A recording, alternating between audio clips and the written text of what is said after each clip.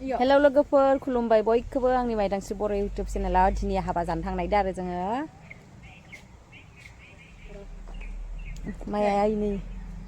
फट' साफायसोदो आं जादो ओमफ्राय नै माथु खाथियावनो बारा गोजान नङा रिल्स बानायनोबो इनै हाल्ला केमेरा हमग्रायाबो इनै मबाइल हमग्रायाबो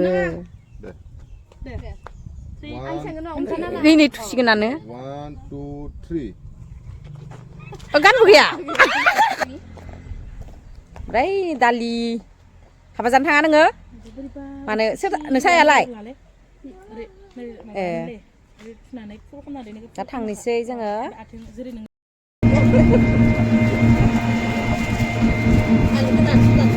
हाबा सफैबाय माया हमदोंबा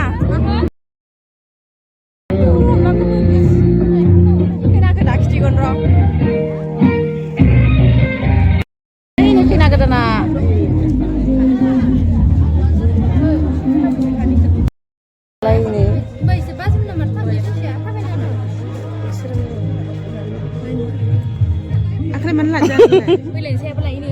लायाखै अ लानांगौ थांलानोबा फिसाजोदि लाया लासै थागोन र' उनाव नायनो हागोन नै लोगोफोर जों हाबा जानो फैनाया दसे गामि बेरायदो गामि ओंखाम जाथ'वाखै ओरैनो बेरायथ'दो आरो बेरायदो जोङो मा गामि मोनलैयो थांबारि दुब्लिबारि थांबारि दुब्लिबारि ओमफ्राय बे बिबाजै खानै ओमफ्राय इयाव दंबावो उनाव बिबाजै खानैसो सिगाङाव दङ र' आरोखि बिरखां ओमफ्राय टाक्लि जों मोदान सोदो